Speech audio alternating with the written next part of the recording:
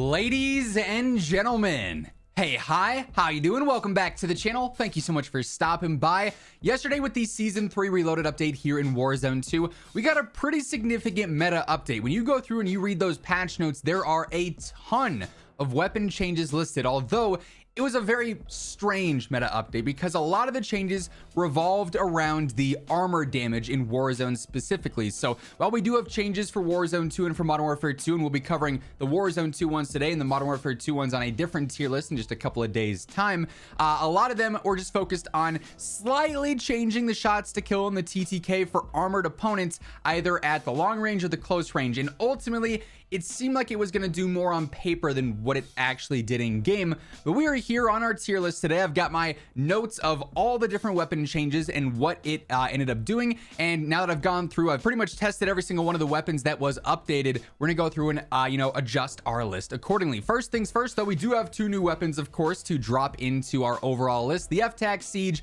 and the GS Magna. Now, quite frankly, the F-Tac Siege is a very competitive option here for being a pistol. Like, it's honestly close to top tier. The reason that I'm holding off on it being top tier for now is because since it's a pistol, its damage drop off seems a little bit more severe than, say, the Vaznev or the Lockman or some of the other main subs. It's really good up close. Like, in the first 10, 12, 15 meters, thing is right there with the other subs, but it does drop off pretty harshly there. So competitive for now, borderline top tier. The Magna, I honestly just think is average. I mean, it's got the power, like straight up, its, true TTK values, if you land every shot, are absurd. If you have it single, if you have it akimbo in the first 5-10 meters and you land every shot, it's ridiculous, especially if you're hitting like a headshot or an upper torso shot.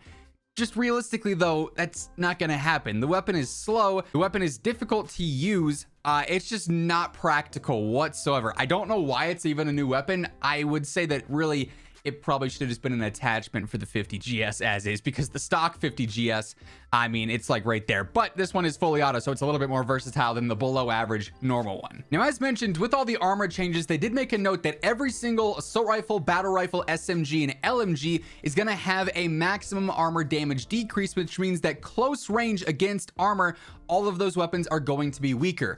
Problem is that they don't go into details in their patch notes with how much weaker. So based off the gameplay that I've seen so far, we're gonna have to wait for full data mine stats to see if there's any hidden values to any specific of those weapons. Maybe it's one rifle or one LMG that has like a crazy decrease, but it didn't really feel all that much different. So they're decreased, but not much. But as we get into the actual weapon changes here, you're gonna hear a lot of talk about a long range armor buff, because a lot of these weapons did either see an increase to their minimum armor damage, which is their longer range armor damage. Long range can be different depending on if it's a pistol, maybe that's 30 meters. If it's an SMG, maybe it's 40. If it's a rifle, maybe it's 60, but a lot of weapons got changes to their long range armor, with the damage there being increased or added. Some weapons caught some close range nerfs as well. So here, the Basilisk, the P890, the X12, and the X13 auto all ended up getting that long range armor buff. But long range for a pistol is like 25-30 meters, and while they are getting better technically,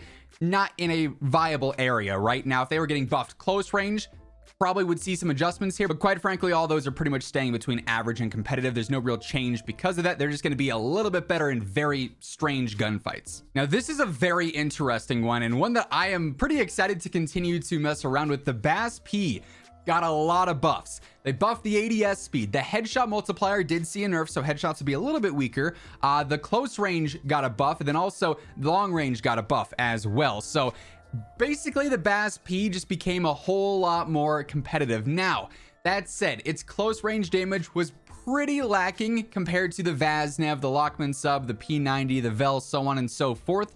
And even with this update, it does seem like these ones, because we didn't see strange, hard nerfs to some of these, it's not going to be enough to compete close range. But in sniper support, BAS-P just got even better. For an aggressive build, BAS-P got even better. I don't think it makes the leap out of competitive yet, but it is right there, and something that I'm definitely going to be using a lot more of now, because this is a solid update for the BAS-P. This is a really weird one. The Lockman sub got a burst fire, longer range armor buff, or damage against armor buff. So niche, so irrelevant, I don't know why that was a patch note. The Mini Buck also got a longer range damage against armor buff. Again, not something that's going to be crazy great for it. It's longer range damage. Its damage drop off is very harsh. So, you know, outside of 20 meters, it's not really all that competitive. Not going to jump out of competitive as it stands right now, but it did get a little bit better. MX9 kind of got the same deal. It got that long range armor damage added, so it's going to be a little bit better against armor at some like mid-range areas. Still really good for sniper support, going to be more competitive in that area, but because its magazine is so small, I don't really see this ever jumping out of competitive. Now, the Vaznev actually got a close range damage nerf, curiously enough, or a close range nerf, I should say, so it's going to have an earlier drop off now.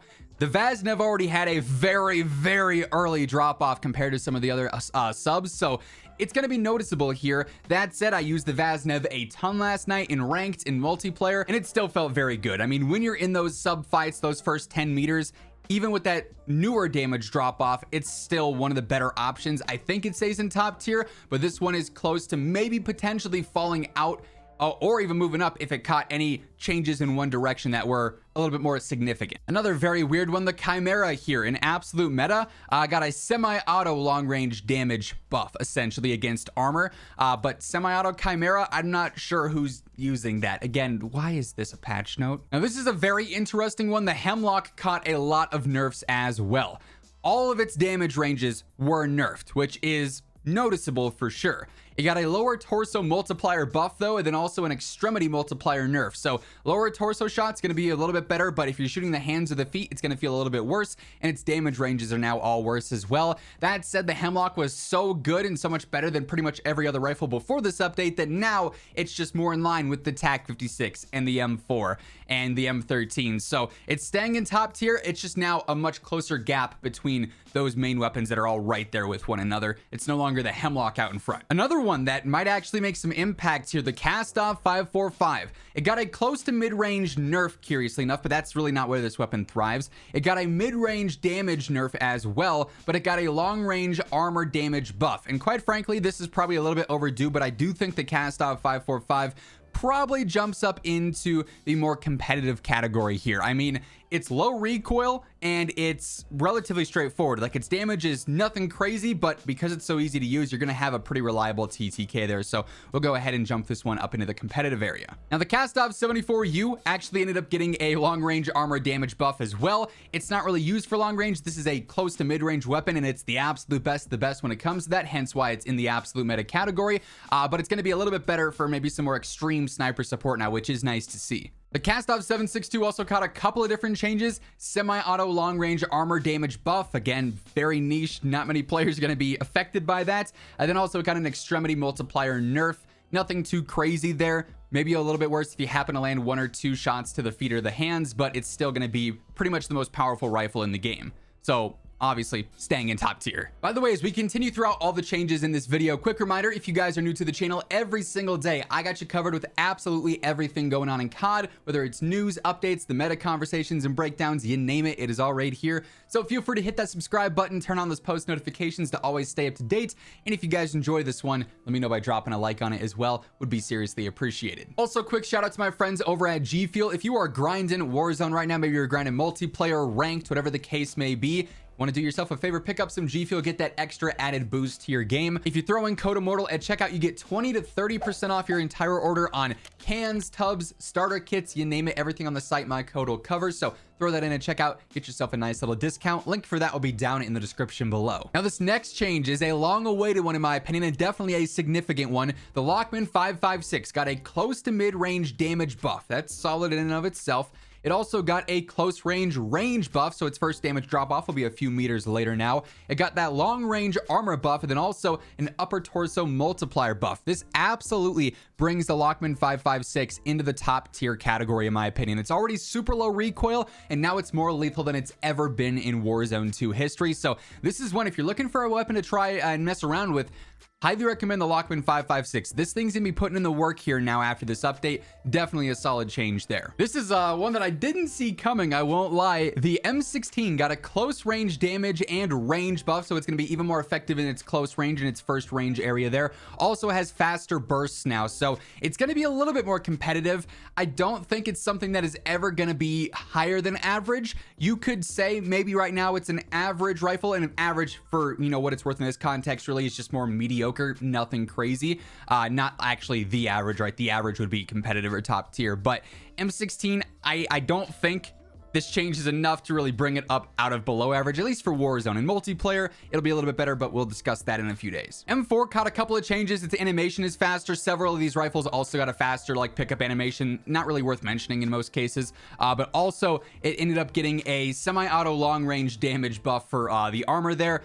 So niche, not going to really play into anyone's gameplay, at least in the majority of players. Another pretty surprising one here, the M13 yet again getting better here. ADS buff, all of its ranges were buffed, and its hip fire was buffed as well. I am so close to putting the M13 in the absolute meta. The only thing holding me back from this update is its damage per mag. Its fire rate's just a little too fast for its magazine size, so you do have to reload frequently, but man, this thing is the closest rifle right now to jumping up into the mid to long range absolute meta area, whereas obviously everything in absolute meta right now is primarily meant for close range. TAC 56 actually did see a close range damage range nerf, so it's going to have a drop off a little bit earlier now. That's more prevalent for multiplayer, less prevalent here for Warzone. Just going to notice that, you know, if you're fighting in the first 30 meters or so, but over range, it's still going to be a really good option. Now we're going to knock all of these out in once because I don't think this really changes their categories much, but it's going to be more important for, you know, if you're someone who's actively using these. The FTAC Recon got a long range armor buff overall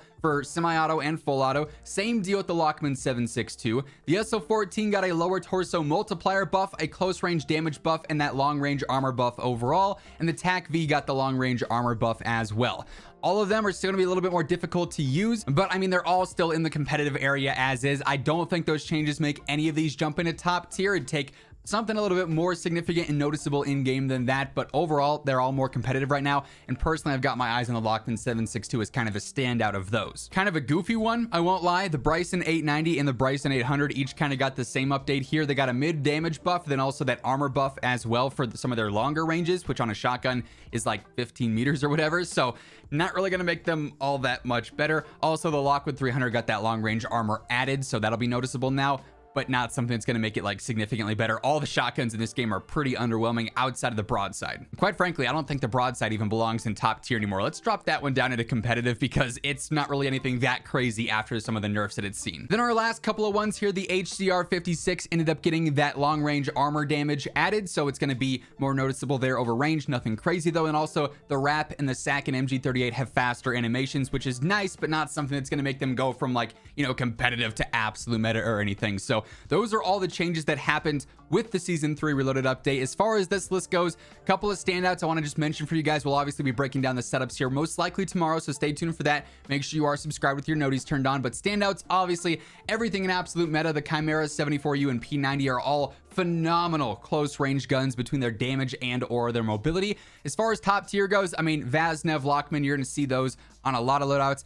Hemlock, TAC, M4, STB, Lockman 556, M13 are all the easiest to use over range. Kastov is there if you really like the power, so is the RAL. Cronin Squall, I think, probably deserves the mention of absolute meta right now because its damage is just kind of unmatched. Really hard to use in terms of control, but if you land your shots, it's ridiculous. Also, the STB for me is sort of that weapon that's on the rise right there with the Lockman 556. Those two, super easy to use, really good TTKs right now. Keep my eyes on those as far as, you know, what might be rising up a lot in pick rate and whatnot. Those could be weapons that a lot of players are going to flock to. But I also forgot, they did hurt the snipers again in general with the ammo. They made the velocity on the explosive rounds even worse. That almost makes me want to drop all the snipers back down into competitive, quite frankly. I mean, the one-shot sniping meta already wasn't that healthy because you kill the velocity getting the explosive rounds, and then they just hurt it even more. So, I mean, the Victus, the MCPR, and the Intervention are all still solid for one-shot options, but they're not really in a meta conversation. I don't feel like they should probably be in top tier if that's the case. Anyways, that's gonna wrap things up for this one. If you guys enjoyed the video, let me know by dropping a like on it. And if you're new here, feel free to hit that subscribe button and turn on those post notifications to always stay up to date. But once again, thank you so much for tuning in. And until next time, take it easy, have an awesome rest of your day, and I will catch you guys later. Peace out.